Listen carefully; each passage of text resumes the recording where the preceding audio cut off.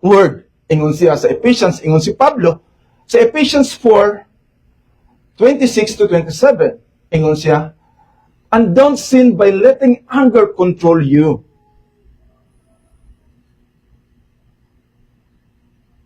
Don't let the sun go down while you are still angry. For anger gives a foothold to the devil. Foothold to the devil. In other words, do not give the devil foothold. Ayaw tagaig, higayon ang yawa. Tungod ka na, igsoon, pag makasulod na siya, pasagdaan lang na nimo, okay lang ka, bragidit man lang nimo, kana siya magkadugay, magkadako. Until dili na nimo mapugnal, dili na nimo matagaan, o wala nakakabantay, nagkagrabi na di ay.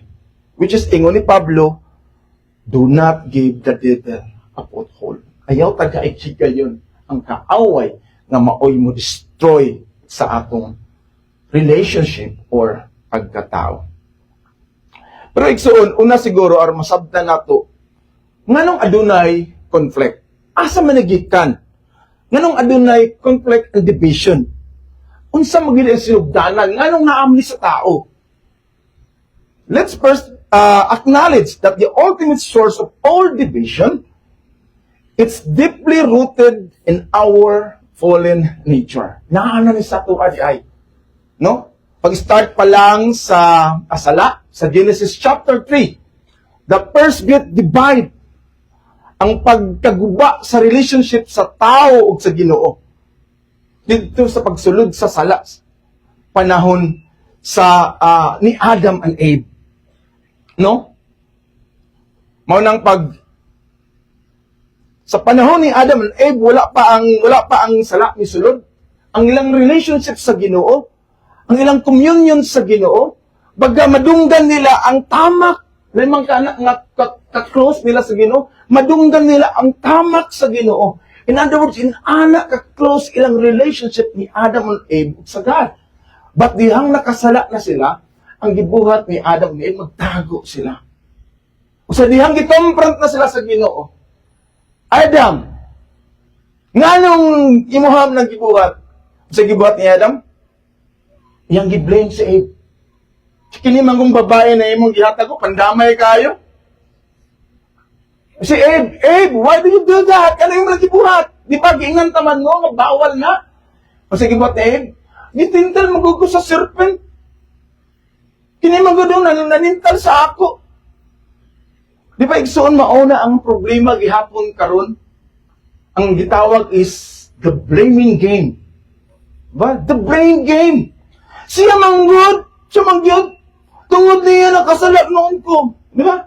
Siya manggod, tungod niya na inani ko. Siya manggod, si mama manggod, si papa manggod, siya manggod. Di ba? Daghang kita i-blame. Gawas sa atong tawgalingon, dili na to na i-blame. The blame game. Sukad pa kaniya to pagsulod sa sala. Which is mao gihapon ang kahitabo sa kalibutan. Blame sila diri, blame sila dito. I remember noon sa kaning sa once nga mga politiko bitaw sa Pilipinas, dili gina sila pildi. Gitikasan gina sila kay napildi sila. Dili gyud sa mingon nga pildi ko wala gina, gitikasan ko. Maunang mo file sila og mga kuan. O file sila og kanang tawag na mga protest, no? Kay dili sila motuo nga pildi sila. Ug usab sa igsoon, nasa tay mga kinaiya kanang gitawag nga manghunaw ta, dili man ako na responsibilidad. I'm not responsible about that. Dili man ako anak. Like ni Cain, di ba? Pag abot sa sala, si Cain ug si Abel nagpatay. Nagipangutana si Cain sa Ginoo, Cain, asa man imong igsuon? Ang sakit na ba ni Cain? Am I a brother's keeper? In other words, igsuon, sukad pa kani adto, mauna gid ni ang ato ang nature sa tao. Maunang naay conflict, naay division, naay war. Because of selfishness, pride, and self-interest. Magamauning realidad sa kalibutan nga atong gipuy-an. Because of sin. Ingnan na mong abay. Because of sin, nag-away ta. Because of sin. Tungod na sa sala igsoon. But, here is the glorious news igsoon. Naagihapon tayo paglaom. Bisan luyos sa conflict and war because of sin, naatay paglaom. Wala ang atong hope tungod lang aning mga butanga. Ang atong Ginoo bisan luyos sa division at conflict, gipakita gihapon niya ang iyang gugma na ang tanan pwede pa ma-reconcile. Amen? Pwede pa ma-reconcile. That is why, this morning, I entitled this message, Beyond the Divide, the Healing Power of God's Love. In Ephesians 2:12, igsoon, Apostle Paul wrote the Ephesian church. He addresses the radical divide that existed between Jews and Gentiles. A gap between social, cultural, and religious beliefs. So, kini gipakita sa Ginoo. Gipakita ni Pablo nga ang Jews, pag ang Jews o ang kining Gentiles, grabe kina, pag ikaw Hudyo ka, imong pangtanaw sa mga Gentiles, mga makasasala ni sila. Dili ni sila, wala ni sila ikwan, dili ni sila angayan. So, ingon si Pablo, sa Ephesians 2:12, paingon sa 16, ingon siya, remember that he addresses this is, sa Ephesians.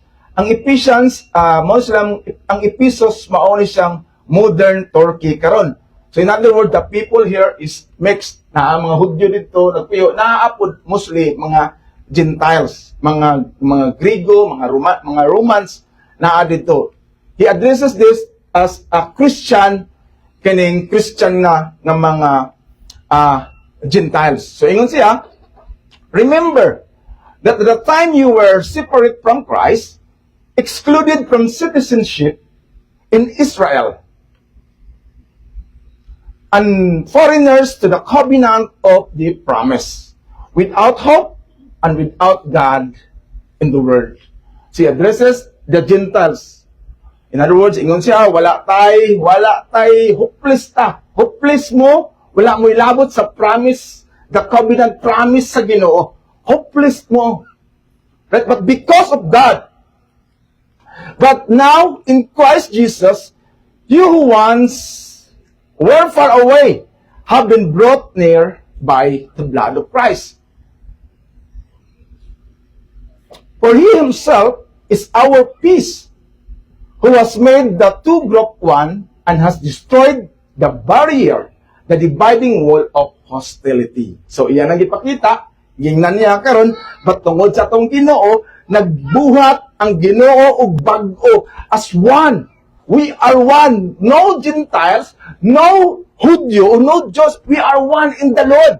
Gipaduol na ta sa Ginoo. Gidestroy na niya, giguba sa Ginoo ang barrier nga mao ang hatred nga mao nakadivide sa ato. Right?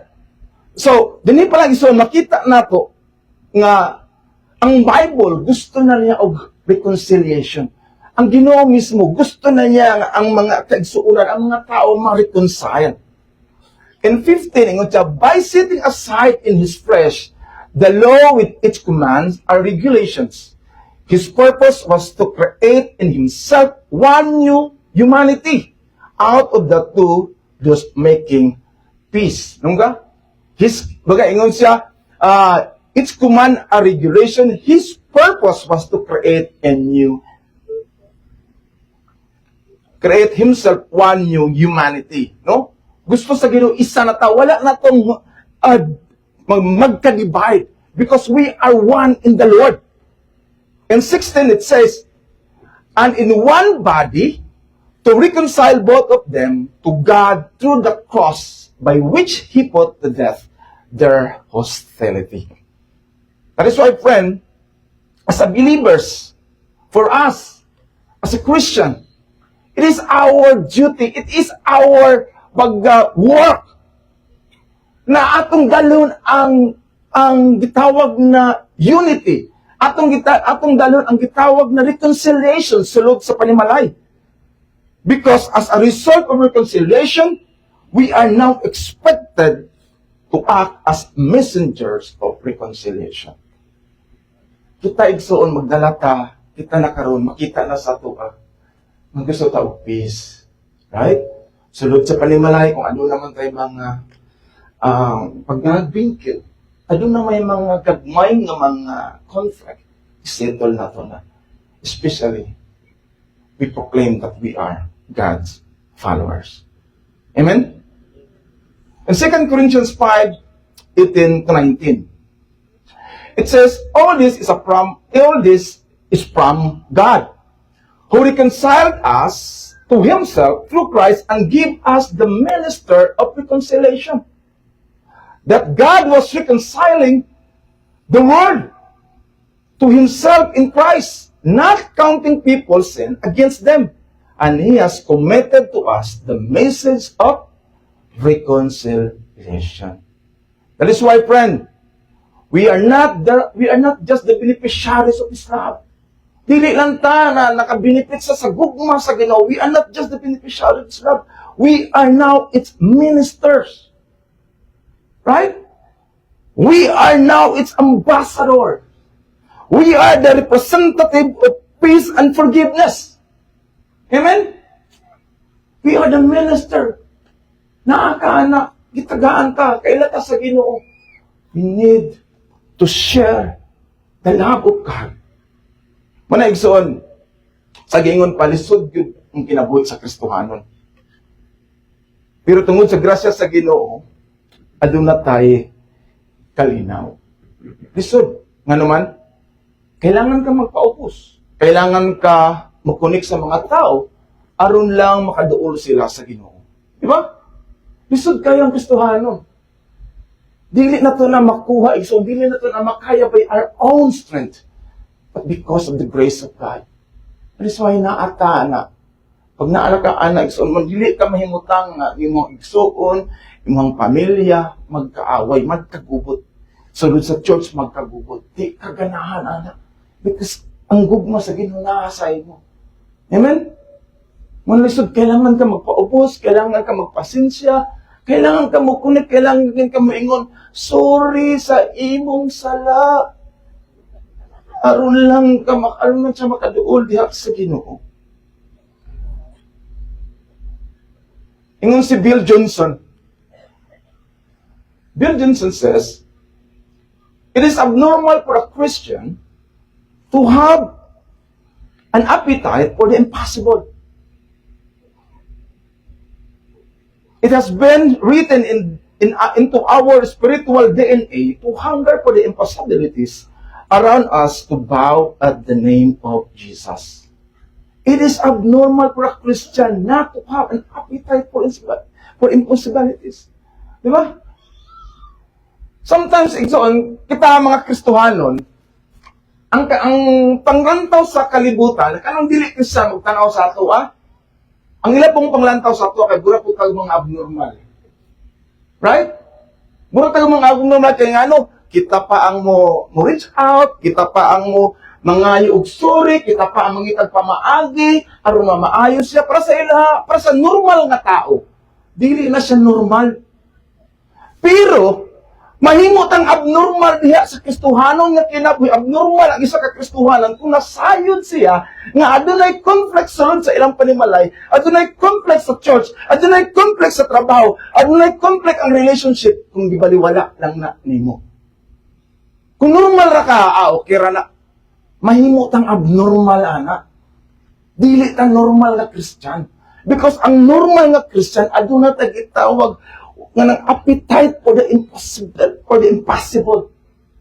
We truly believe that God is the God of the possible.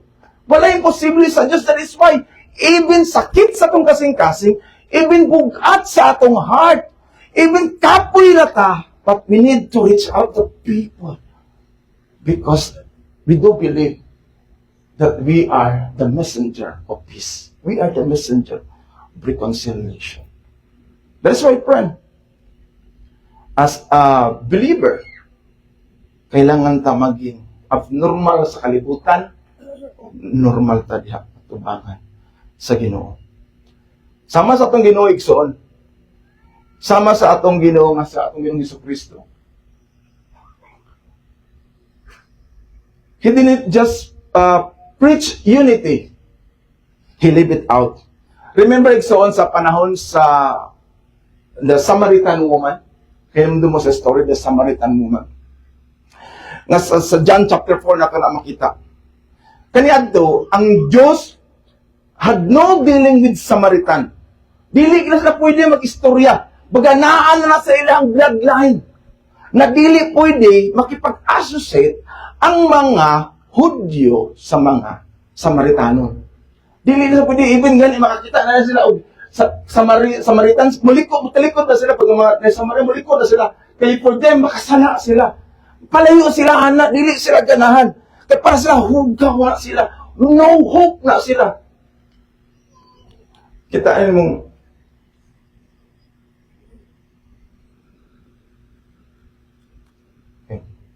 pakita na ito nga map. Ako lang ipakita. Si Jesus Christ sa John 4, ang atong ginugikan sila sa Judea, padulong sila sa Galilee. Kanang blue, the road of our Lord. Pero kanang pula, the road of the Jews. So imagine nimo, pag Hudyo ka, dili ka mo agi diya kay normal nga gianan diha gina sila muli ko bago to sa Jericho, maadto pa sila dinhi sa Decapolis mo na ano pa sa Jordan River, layo kayo hantod sila maadto sa Galilee. Kay para sa ila dili sila pwede mo agi sa Samaria. Kaya ang Samaria para sa ila bawal na, makasala ka diha, hugaw na sila nga tao. Dili na sila kay ano na may story na conflict na hitabo gihapon sa ilang race. So, but Jesus Christ, kiagi siya din. Maybe siguro kung naon mo ba, ang mga apostol siguro kanya ito yung, agi ka na siya diha, di ko kabalo naman siya, diba? Because they didn't understand unsay tumong sa atong Ginoo. Pero ang Ginoo, gipilit niya, nung agi siya dito. Jesus goes through Samaria, he engages itong Samaritan woman and offer a living water. O nakita sa Ginoo, dili ang past, dili ang iyang pagkatao. Nakita sa Ginoo, the spiritual thirst of the woman. The dignity of the woman. Iyang nakita. Wala niya kita na unsay level ani nga babae, unsay past ani nga babae. Di ba? Ang babae, lima kabuk iyang bana. Lain-lain iyang lalaki. Pero ang Ginoo, wala niya gilantaw. Amen? Ang Ginoo, He broke down the racial, the gender, and the social barrier with a simple act of loving engagement. No? Yan ang ipakita ang gugma. Ang uning love. That is why the story is one. Ang hitabo is all the Samaria. Kita nila, na-meet nila si Jesus Christ. Also, sa bigsoon, isang example is si Zacchaeus. Remember mo sa Zacchaeus sa Luke 19? A tax collector. Pag tax collector ka, meaning ang mga tao dito, ilinited ka para sa ila, traitor ka. Nganong gitraitoran ninyo ang Jerusalem. Para sa ila, si Zacchaeus, pagka-conflict niya ang mga tao, dili ganahan ang mga tao sa iya kay sa siya ka-traitor.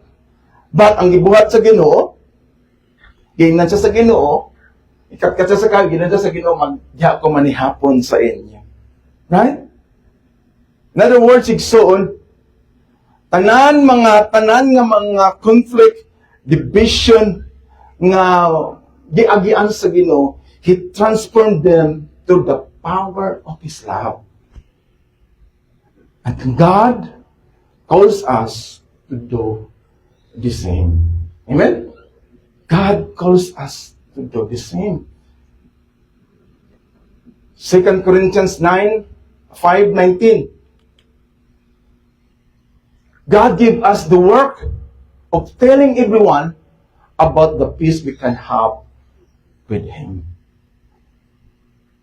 Because we are the ambassador of peace. We are the agent of reconciliation. Now, pangutan na igsoon. Now, how do we become instrument of this healing power of God's love? Unsaan man? How? In Philippians 2:3, paingon sa 4, si Apostle Paul give an instruction to the church of the Philippi Ingon siya, do nothing from selfish ambition or conceit, but in humility, count others more significant than yourselves. Let each of you look not only to his own interest, but also to the interest of others. Amen? Do nothing from selfish ambition or conceit, but in humility, count others more significant than yourselves. In other words, Paul's instruction strike at the heart of how we become channel of God's healing love. Because selfish ambition and pride are barriers that block the flows of love. Someone said, humility is the open door through which the healing power of God's love enter a hurting world. Right? Baga, pag aduna tayo humility, bisag kay baluta nga tama ta. Pero because we have humility, nagsabta na to siya. Not necessary to prove that we are right.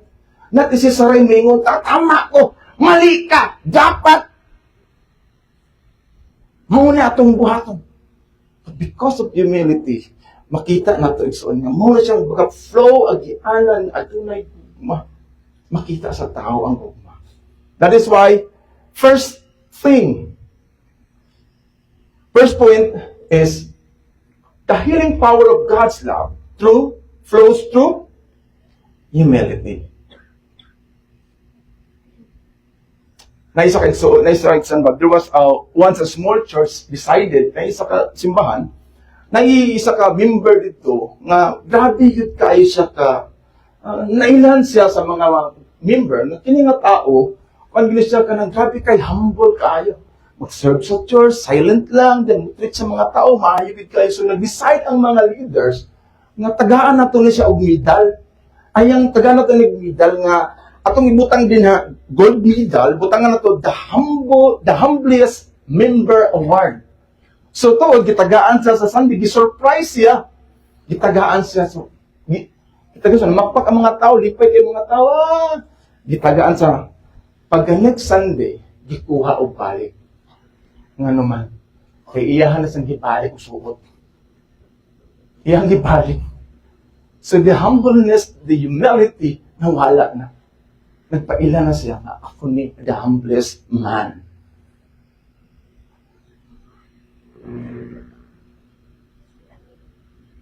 C.S. Lewis says, according to Christian teachers, the essential vice, the utmost evil is pride. Right? The utmost evil is pride. Okay, buutan ka kakaroon, humble ka kakaroon, okay ka kakaroon. Pag masulala na gali na o garbo ang imuhang pagkatao. Maunang danger, isuon. Delikado ka na. Ang pride, mauna nang guba sa relationship, maguba sa tanan ni mong mga agi ka ni adto. Nailhan ka ani, lahira ba ang tao. Kung unsa ka kamaayo, ang ilang makita, ang imuhang dautan. Muna danger for us pastors. Muna always remind, mga pahinumdog ka namin. Sometimes ang pastor biya sa tinuod lang, murag espesyal. Espesyal ng mga pastor, murag artista. Di ba? Uy, si pastor na Uy, si pastor! Uy, si pastor niya! Uy, si pastor! Tungod, ana, may ibang mga pastor na nagkunghaulog. Feeling nila, espesyal na sila. Feeling nila nga dili mo tuyok ang kalibutan kung wala sila. Which is the dangerous. Naghan mga pastor na down. There are 3J nga dapat bantayan kung isa ka servant. Girls, gold, and glory. As a pastor, maunang bantayon ng yun namo. Always na pa-remind sa atong among mind. Girls, bawal na. Glory! Pride! Yay! Na si pastor, pilingon ka kastanan kay pastor. And, sa tang katulo? gold money. Mangurap na si pastor. No? But start na siya sa kanang appreciation ng ganahan kayo, pastor. Philippians 2:4, it says, let each of you look only to his not only to his own interest, but also to the interest of others. Amen? As a believers, always na ipahinumdum ka nato, always kita mo tanaw, unsay mabuhat nato, unsay maayo para sa iya, dili para sa ato. Pag mag-think na ganito nga, para sa ako, delikado na kaana. Diba, sometimes kay Ikson, when kanabitang kahibalo ka, sa kong na kahibalo ka, nga tama ka, pero imo lang gibuhat para lang siya makaila sa Ginoo, para lang siya para lang siya mawin mo ang iyang heart. Not necessarily nga mawin ka sa argument, mudaog yun ka sa argument, ako yun, insakto ko. Not necessarily. Right? The simple humility can restore friendships, heal family wounds, and mend the pride has broken. Simple lang ka, humility, paubos lang ka. Not necessary nga mo daog ka sa imong argumento. Labi na lang mga bright teta. Pildiho na to sa kimuing wita nga. Maulagay, insakto. Di ba? At because of that, ang tao ni noon, magpalayo. I remember sa story, sa joke, nga, nagampo siya, Lord, taga, ikot babae nga right para sa ako. Di ba? Kadulo ng istorya. Pero ang gihatag sa Ginoo, babae nga always right. Saan lang na, always ka right. Remember the story of prodigal son? The story of the prodigal son. The pinaka-insulto sa tanan. Kanang pangayoon mo ang imong bahin nga buhi pa imong papa, buhi pa imong parents. Wala ka nag-ingon, dad. Ano kayo, matay na rin? Paano na akong bahin, bid? Bayan ng matay, oy. Sumaon gibuhat sa prodigal son. Iyang gikuha niyang bahin, so ang mahan, gigihatag lang niya. And then, tungod sa pride sa anak, giwaldas niya yung kwarta, gihurot niya yung kwarta. And then, na-realize niya, mawa na siya kaunon. Napadulong siya dito sa tigbahog sa baboy. Pag ikaw hudyo igsoon, pag nakakatigbahog ka sa baboy, pinaka-puris ka, pinakaluoy ka, hudyo ka, bawal ang baboy sa ila. Pero imong trabaho dito ka nakaingon. Pagka gipakita sa Ginoo nga, walang-wala ka yun. But because sa una-una sa anak, ang akong amahanay mga tao, maayo pang kaon, so nakasala ko sa Ginoo, nakasala ko sa muduol ko sa Ginoo, doon ko sa akong amahan. But here, ma-amaze ka sa iyang papa. Wa ka kadungog sa inyo sa papa, diya, I told you, wala na yung iyang papa. Iyang papa wala mo, di ba? Kabalo ka, giwala na si mong kata, sabi na itabo sa mong kinabuhi karon. Wala nag-ingon iyang amahan, kung tan-awon mo na, wala, iyang gidawat iyang anak. He embraced his son. Wala na siya nag-ingon. Dahil magugag ulo. Wala na. No words. Kundi, pagaling gipa-piesta pa niya. Sa taliksoon, daghan mga tao are hurting because they feel dili sila paminawon. Maunang magpalayo sila. Feel nila dili sila paminawon. Feel nila neglected sila. Kaya nani naman ko. Muna nagpalayo sila. But when we treat people as valuable, when we listen, when we serve and honor them, we become living proof of God's healing love. In other words, our humble action tell them, you matter to God and to me. Amen? The humble, the simplest humble. Ipakita na to sila. Na matter sila. Importante sila sa Ginoo o sa ato. As Ephesians 4:3-2. Be kind and compassionate to one another, forgiving each other, just as in Christ God forgave you. start na sa humanity. So, Ephesians 4:32 reminds us that the kindness, compassion, and forgiveness are powerful ways we become instrument of the healing power of God's love. The second point is the healing power of God's love flows through forgiveness. Right? Flows through forgiveness. In Colossians 3:13, bear with each other and forgive one another. If any of you has a grievance against someone, forgive as the Lord forgive you. Right? Forgive as the Lord forgive you. Remember, so tayo po, tinagalon man ko, tayo, kita ay pasaylo ta sa Ginoo.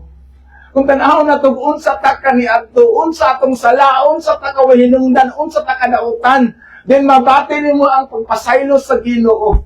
Muna makaingon ka, who am I, Lord? Sa kanta pa, who am I? Di ba? Makaingon ka, kinsa man ko, Lord. Right?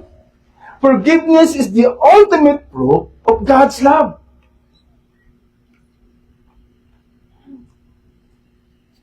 Just as Christ forgave us completely, we are called to forgive others not because they were deserve it, but because we didn't deserve it either. Diba? Hindi mo sa ta-deserving, anak. Binusad ka na to ang pagpasaylo nga gikan sa Ginoo. Forgiveness breaks the chains of bitterness and brings healing to relationships and open space to peace. Diba? Freedom and new beginning in us, in others. Right? New beginning na. Forgiveness, igsuon. Muna siyang open sa kalinaw. Na isa ka, why we forgive? Why forgiveness heals daw? Ngano ko ang forgiveness makamaayo? Forgiveness free the offended. Holding on to unforgiveness is like drinking poison and hoping the other's person gets sick. It traps us in anger, resentment, and pain. According to BibleApologistic.org, sa ilahang research, ingon sila, the danger of unforgiving heart, physical harm. When we harbor unforgiveness in our heart, this almost always leads to resentment, anger, and bitterness. This negative emotion over weeks, months, and years will literally eat away at every organ in our body, causing all kinds of health issues, from stomach, ulcer, to high blood pressure, and even cancer. It has been scientifically and medically proven that these negative emotions cause our bodies. Okay, balik ko na ko. It has been scientifically and medically proven that this negative emotion cause our bodies to undergo major stress. And stress is without a doubt the number one cause of premature death is our society. Right? Number one cause ka lang ang stress. Because ang stress magdala siya. Daghan mga sakit. So nag-start siya sa unforgiveness heart. Unforgiving heart. That is why it's necessary to forgive. Manahingon so on, but when we choose to forgive, just as God forgave us, we break the chains that hold us captive. Sometimes, barata og piniriso anang unforgiveness heart. Hindi na to kaya magpasaylo, piniriso ta. Everyday ta, carry ta, load, bugat ka, kasing-kasing, bugat kayo ang atong heart because of the unforgiveness heart. As Max Lucado also said, ingon si Max Lucado, forgiveness is unlocking the door to set someone free and realizing you were the prisoners. Amen? Kita, pinrisot na kung dili nato na buyan ang kanang pagdumot mga kasakit na naa sa atong kasing-kasing. We need to forgive. And also, we need to kanang surrender it to the Lord. Lastly, third, the healing power of God's love flows through prioritizing love over being right. Di ba? Mas unahon na to, i-prioritize na to ang gugma, dili lang nga tama ta. Sometimes we can be so focused on proving we are right that we forget to love well. Focus na kahit nga tama lagi ko, insakto ko, mali ka. Naniglip na nato ang iyang needs, naniglip na nato ang iyang pagkatao. Because gusto lang nato, matama, ta-focus kay taana. The truth is, you can win an argument and lose a relationship. Pwede ka mo daog sa argument, yes, daog ka, maayo kay kustanan. Dawa lagi, mali lagi siya, daog ka, pero ang inyong relasyon, palayo na. But when you focus, but when you choose love over pride, you invite God's healing power into a broken places. 1 Corinthians 13, 3-7 says, if I give everything I have to the poor and even sacrifice my body, I could boast about it, but if I didn't love others, I would have gained nothing. And 4, love is patient and kind. Love is not jealous and boastful or proud or rude. It does not demand its own way. It's not irritable. And it keeps no record of being wrong. It does not rejoice about injustice, but rejoices whenever the truth wins out. Love never gives up, never lose faith, is always hopeful, and endures through every circumstance. That's love, mao nang gugma igsoon.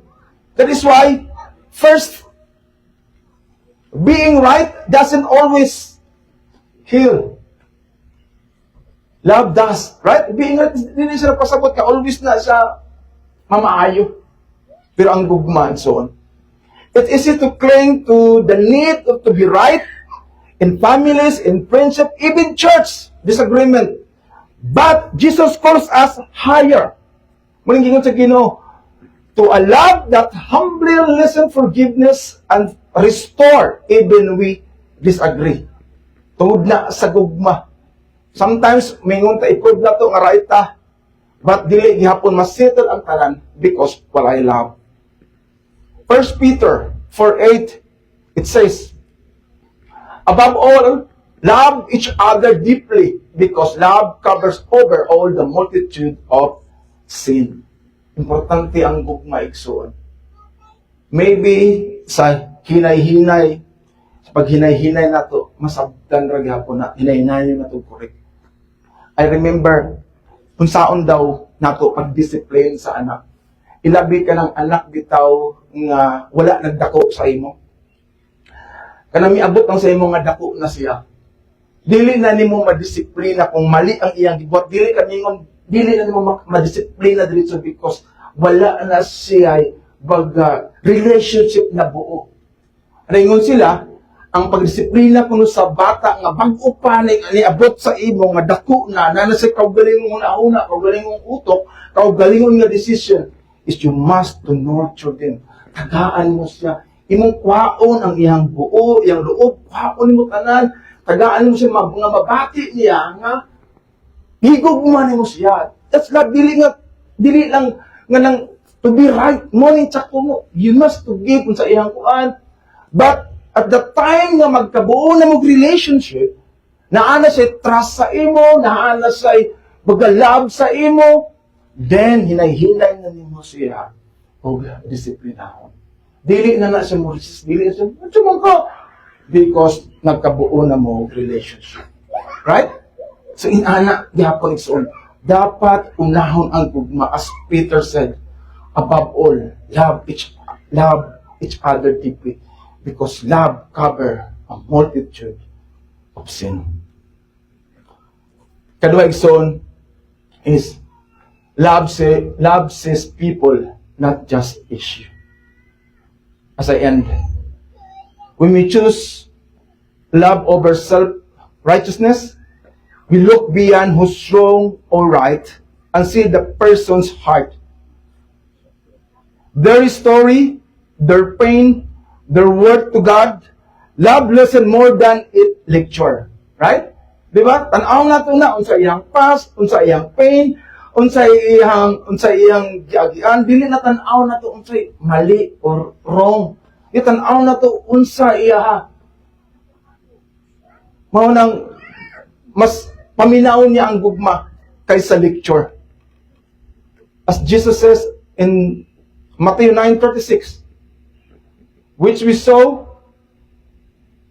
when we saw the crowds, ingon siya, when we saw the crowd, it is addressing to Jesus, when he saw the crowd, he had compassion on them because they were confused and helpless like sheep without a shepherd. Jesus didn't say a problem to fix. Kita niya mga tao, wala niya nakita nga, ako na silang i-fix na ko ilang problema. He saw people to love and lead. Ingon siya, like a sheep without a shepherd. That is why, friends, sa atong society karon, sa atong nasod, ibinsulod sa atong panimalay, kung aduna may conflict, aduna may misunderstanding ang isa't isa, we, as believers in Christ, our duty, our identity, our life, ang atong pagkatao is dili na parehas kaniadto.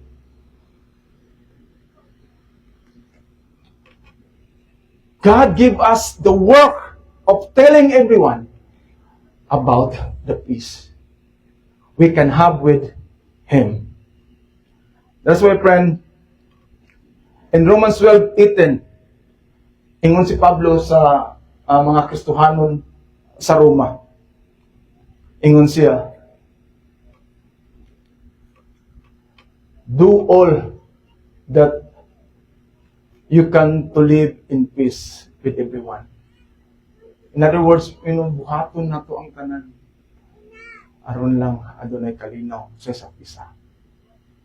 Either naamay conflict na to, naamay mali, naay right, at magpatigbabaw ang gugma. Because Jesus is the love. God is love. And we are the bearer of love. We are the messenger of reconciliation. We are the church. And the only hope of the nation igsoon na makita lang, makuha lang sa church. Ang ikaw ug ako na atay baga responsibilidad to bring peace. Start in our home, start in barangays, start in our church. That you and I someday di man nato ma-achieve, makuha ang total peace sa kalibutan because ang kalibutan is because of sin na but we have peace in our heart na matulog ta, malipayon, malinawon, uban sa pamilya, uban sa mga kaigsuonan. Amen? Amen. Let us pray. Lord,